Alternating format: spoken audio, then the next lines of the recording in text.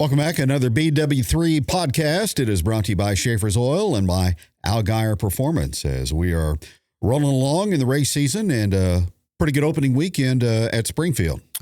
Yeah, you always want more, right? But we're pretty solid both nights. Roller coaster night Friday night ended up 12th, and then pretty solid night Saturday night, ran 9th in the feature, and just missed it a little bit. We messed our setup a little bit, didn't tighten up enough, but got up to 7th 3 or 4 occasions. But I needed a long run.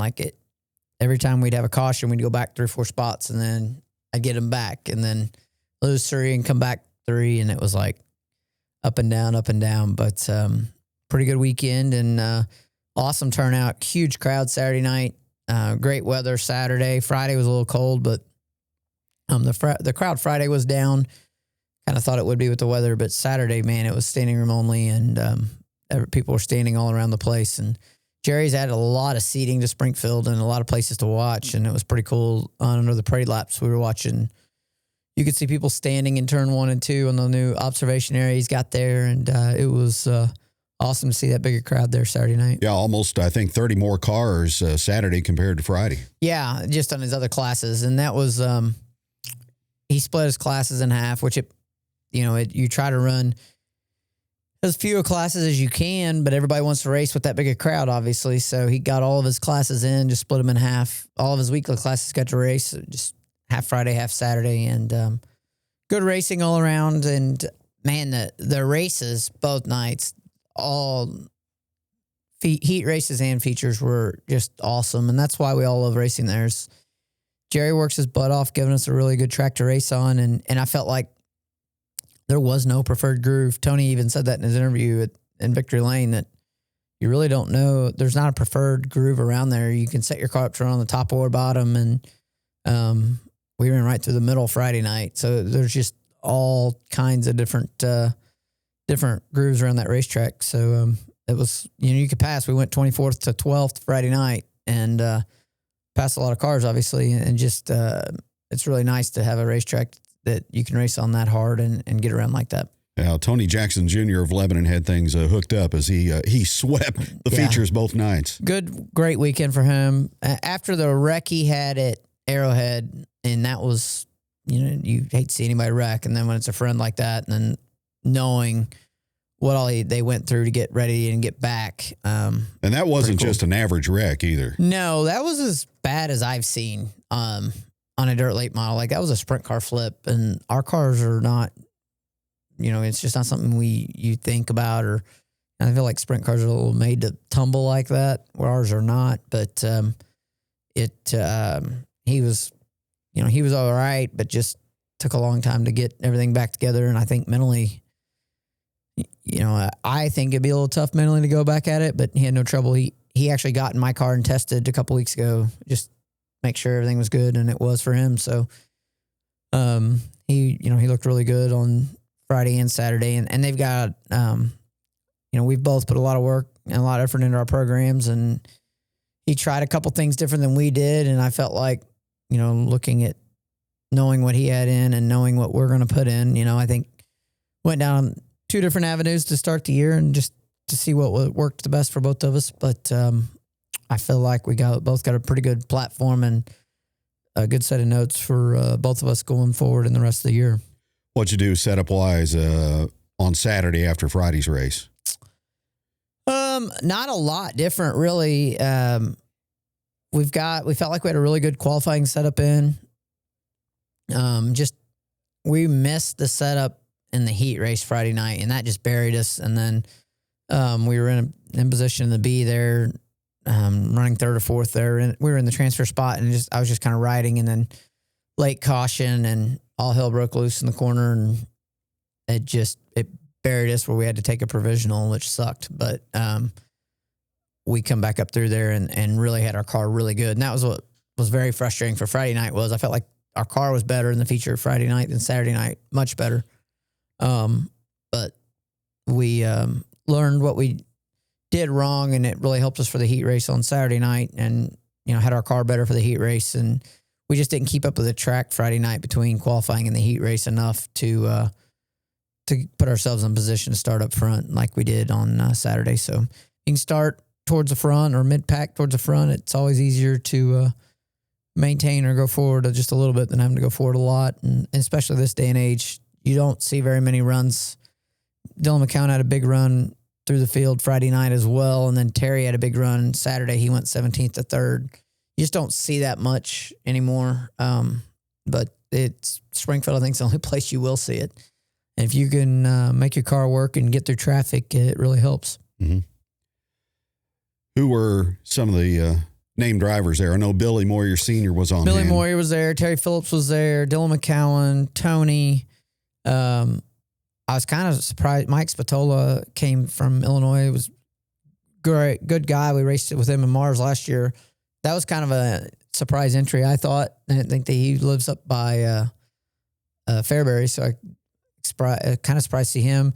Caden McCorder was there. There's talk of him running the full MLRA schedule, which I'd be kind of surprised. He lives in Illinois, and he's really close to the Mars track, so I would think he would run Mars, but he had a good run this weekend as well. So Derek Stewart out of Iowa is running the full MLRA schedule. He had a strong run both nights. So it was a lot of big names there, and really a good solid weekend for MLRA to be back. 40 cars is anytime you have 40 cars there for any race is really good. But your first weekend back of the series, and you have 40. That's huge. And Ernie does a great job of running the series the correct way. Tech is done hard. He techs very hard, and your stuff has to be right, and that's fine. That's what we want. And he just, it's just for us. It's we like racing 40 minutes. Jonathan does great with the Mars series. Like it was awesome racing with those guys last year. Like I feel like Jonathan and Ernie are both just great at what they do. Like we're blessed to have those two guys running Mars and MLRA for us. Like you have the two best regional series in the United States to pick from for us. And so it's just MLRA is close to home, and that makes it, can't beat that. So, I was looking at our schedule yesterday, and it's just race Springfield and then possibly I-44 on pavement, then Wheatland, and then we go to Farmington and Quincy. So those were like really, really close to home. So just instead of driving 4 hours on the short end, we're going to be driving 4 hours on the long end. So it's going to be nice to have this many big races close to home. How was a tire wear on the 3-car over the weekend? Really good.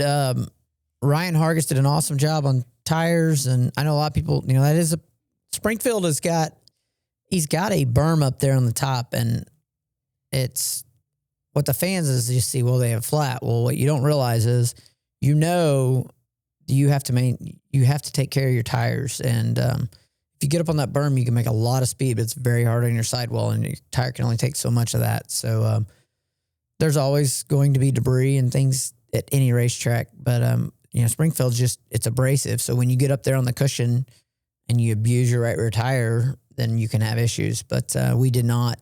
Knock on wood, we were good on that. And I was really surprised. We're running 3s all the way around with MLRA, which is a little harder tire than the 2s you run in Mars.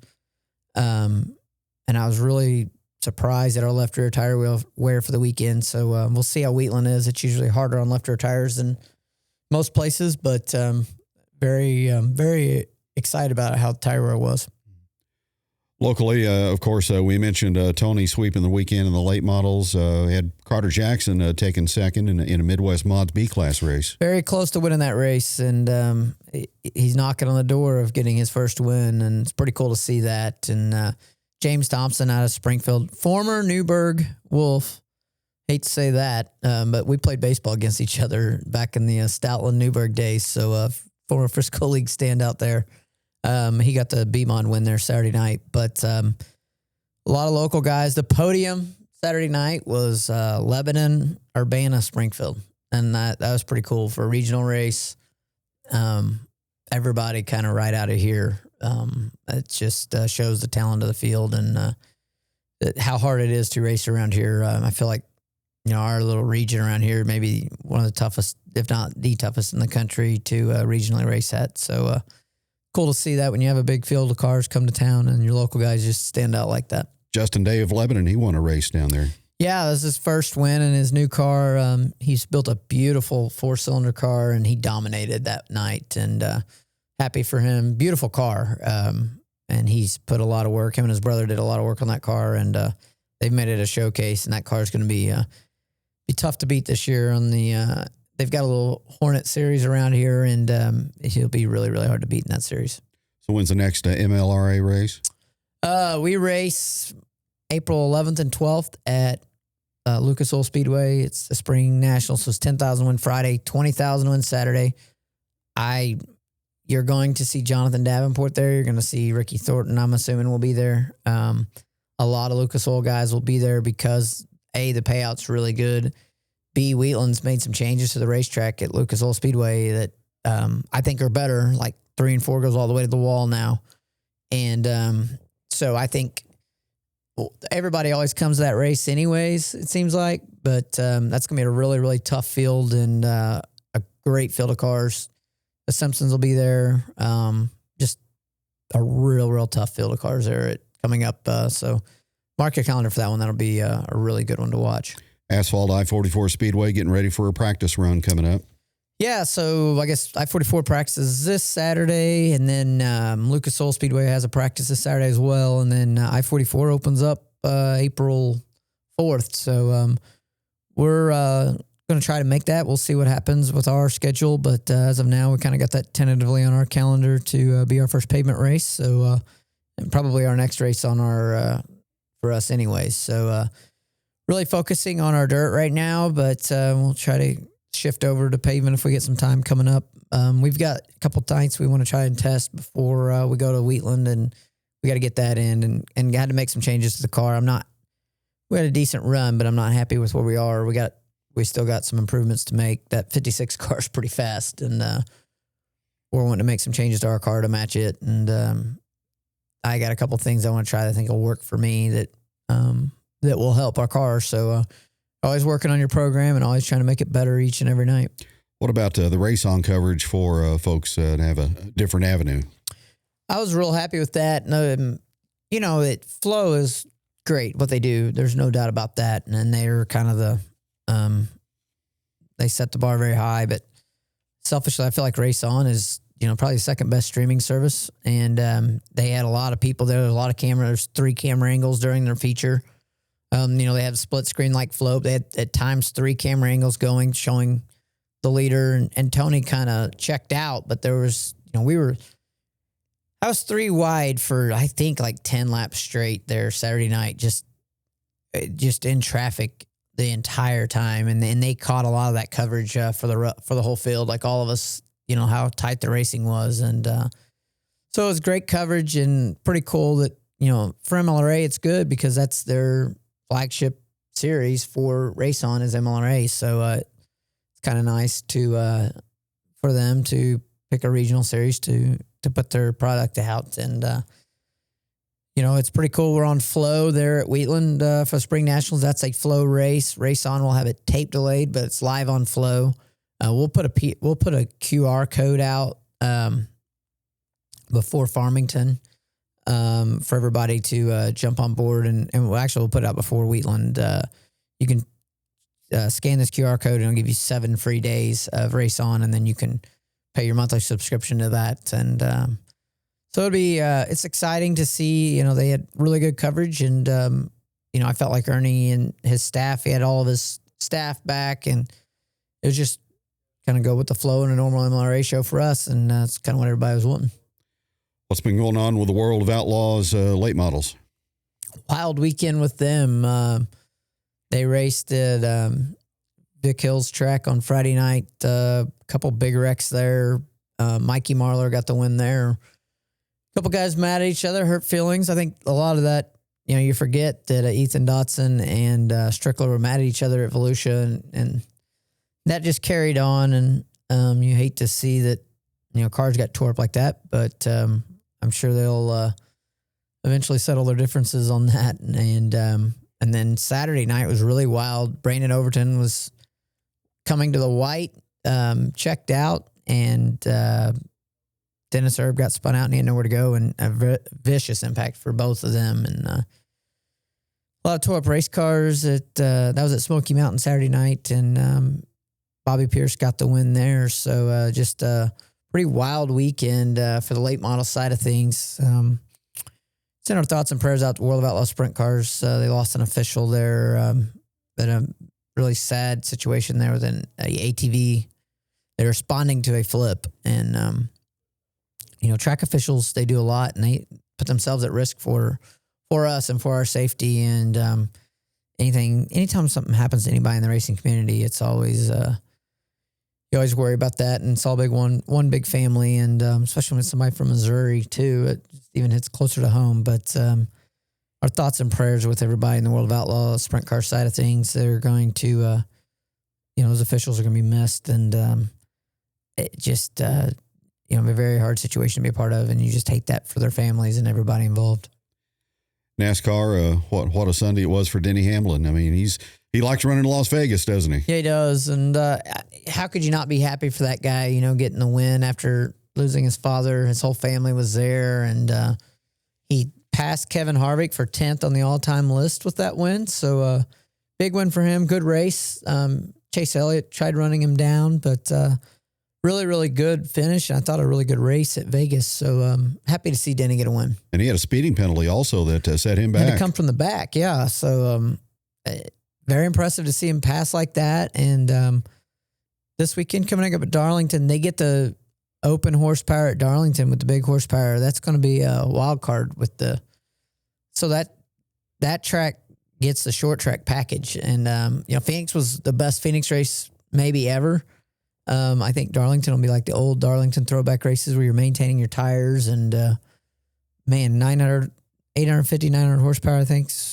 I can't remember for sure, but big horsepower numbers for the Cup cars. So that'll be awesome to see those guys trying not to burn their stuff up with less downforce this weekend. That's what the fans have been calling for. Yeah, and that's been 10 years ago when we were doing, or 8 years ago when we were doing the show. Everybody was screaming for that, and I don't understand what took so long, but pretty awesome that NASCAR is listening to the fans and making the changes that needed to be made. And we'll see what happens this weekend. It'll be fun to watch. Toyota is on a run for the first 5 races to Toyota. Yeah, and I don't see that slowing down. They're, Denny Hamlin's really good there at Darlington. Chase Briscoe's become good at Darlington. So with it being a tire management race, it'll be good to watch. And watch out for, Chase Elliott's been really, really good. It kind of surprised me how good he is right now. So when it's tire management, he is sneakingly good at that. And I think this new format and the new car is going to help him a lot. I think felt like he's kind of got put in the back 40, and rightfully so. Kyle Larson's just generational talent, but I think you'll see Chase Elliott make a little better run this weekend. Kyle Larson wins the O'Reilly Auto Parts race, and then he goes and jumps in his sprint car. Gotta love it. I mean, that guy will race anything and wins in anything too. But great race with him and Corey Day on Friday night, and then he had another good run Saturday night, I think, at the High Limit race. So got Darlington coming up Sunday, and then Martinsville, NASCAR off for Easter, and then you got Bristol and Kansas for the first part of April. Wow, they got 4 really good racetracks coming up for them. So Martinsville was always exciting to watch, and then Kansas is arguably the best track in the schedule now. But the next 3 are short track packages, so that'll be cool that they're going back to back to back. Bristol will be fun to watch with the new added horsepower, and I think it'll be a lot better racing at all those places. NASCAR's rolling right now. They got good TV ratings. The TV ratings are up. The O'Reilly Auto Parts Series ratings are through the roof. And, IndyCar took a gamble. I'm not a big street course fan, but we watched that race on Sunday, just happened to be on. And that was very exciting to watch. Sold out grandstands in Arlington. A huge crowd. They said the largest souvenir sales the IndyCar has had outside of the Indy 500 for any event. So that tells you a lot of things right there. And I think motorsports is on a huge climb right now, and it's pretty awesome to see. I don't care if it's IndyCar, drag racing, what it is. If all, high tide raises all ships, and I think it'll help us at the grassroots level as well. So exciting to see that. Big shout out to Carson Brown too. He's 2 for 2 in the ASA series this year. Running some dirt and really had been standing out on the pavement side of things. And I've been telling my dirt friends, I'm like, this kid's really, really good. And he's won a lot of road course races and Trans Am and stuff. And had been winning a lot of pro late model races and has now this is kind of his breakout year in ASA and coming at a good time, signing with Richard Childress Racing in a development deal, wins the ARCA race at Phoenix and now wins at Pensacola in the super late model in ASA. So they're rolling right now and a lot of momentum for him. So good to see that. And I think, we talked a little bit about Cletus McFarland last week. And when I went back and listened to like Braden's opinions on that, and I think it's great what Cletus is doing. But I hope that he is able to go look at Carson Brown and say, hey, this kid went and raced dirt late models. He's raced pavement late models, road course. Like he's raced all these things and honed his craft. The car control that Cletus has is Kyle Larson good, Travis Pastrana good.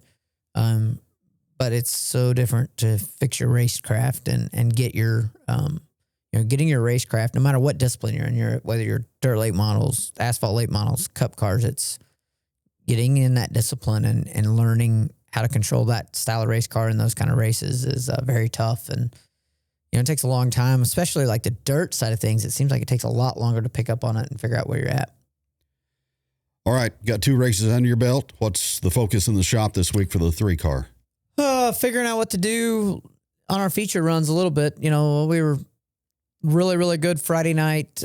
But I felt like the track prep kind of played into our hands a little bit and we were off Saturday night. So we are tearing the car apart and looking at a couple things and going to try a few things and move some things around and go test here pretty quick sometime in the next week or so and try to get everything ready for Lucas Oil Speedway. That's going to be we're 9th in points right now, MLRA. Reality, we're probably 3rd or 4th with the teams that are committed full time. So I feel like it's going to be really hard to just make the field at Lucas. Is going to be tough with as many good cars as there are going to be there. So you're going to have to really be on your game. And, if comp gets rained out, it's going to make it that much harder. If the comp race that weekend gets rained out, you're looking at 50 late models there. If comp races, then, you're probably looking at 35, 36 late models. How many start the feature? 22. So 22 to 24, depending on, I guess it'd be 20. That race probably be 23. So, that's a tough field. And you got to run top 3 in your heat race with that many cars there instead of top 4. And that just narrows it down more and more. And you get a bad heat race draw. We managed to somehow pull off TP and Tony in our heat race both nights, I think. And I'm like, that was pretty impressive. But, you really got to be ready to go in your heat race and put yourself, you got to qualify up front because you're not going to pass. You're going to pass 1 to 2 cars max in your heat race. That's all you're going to get done. And so if you don't put yourself in a transfer position going into the heat race, it really sets your night way back. So you got to get your qualifying there. Well, you were in 5th on Friday and in the top 10 on Saturday. Yeah, I mean, that helped. I mean, look how much that helps your night.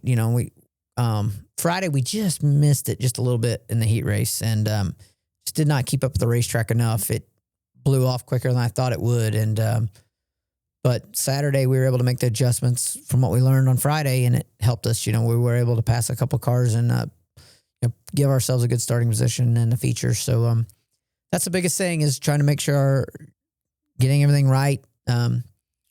We've got a really good group of guys on our car this year. We struggled last year with crew, with changes and people moving in and out. And I feel really good about the 3 guys that are there. They're consistent. They're committed to us. And, they've just done a great job of gelling together and working together. And really that's where it's at. Like, look at Brandon Overton. Like, he didn't forget how to drive a race car. You know what I mean? He's always done things his way and been his own crew chief, and it works for him.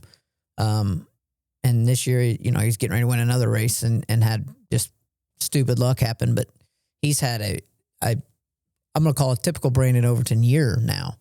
And I think that really matters is the team you get around you. You can say what you want about the drivers, but we're only as good as the cars that we have underneath us now. You're not going to, the days of, Larry Phillips getting in a car that's subpar and making up 10 positions on the racetrack are gone. It's just not going to happen. So, you have to have a car that's really, really good and underneath you, and you have to be able to give your feedback to your guys. And that's the biggest thing is knowing what to do to your race car and then being able to execute on the racetrack. Terry Phillips Saturday night used his wisdom and his experience. We raced hard together for about 10 laps, and then he got through traffic better than I did. And then once he got clean air, he got his car where he needed to be, got clean air on his nose and got in a rhythm there and took off and missed second by a couple inches. So you really having experience and knowing what to do to your race car and putting yourself in the right position is very important in this day and age. And so it's just something that we got to concentrate on and make sure we do the best of going forward. Good to chat again. We'll do it next week. All right. Good talking to you. Want to give a quick shout out. Scene Vault podcast has a 10 episode series called Firestorm. They did it's about the tragedies in NASCAR from 2000 and 2001. The third one was Tony Roper, who near and dear to all of our hearts, and really cool episode about Tony. And we're going to hit on it more in the coming weeks on our show, but really encourage everybody to go listen to that and keep Tony's memory alive because, man, what a great racer and just awesome guy from Fair Grove here. So go check that out, and we'll see you guys next week. That'll do it for the BW3 podcast, brought to you by Algar Performance and by Schaefer's Oil, presented and distributed by Suino Visuals.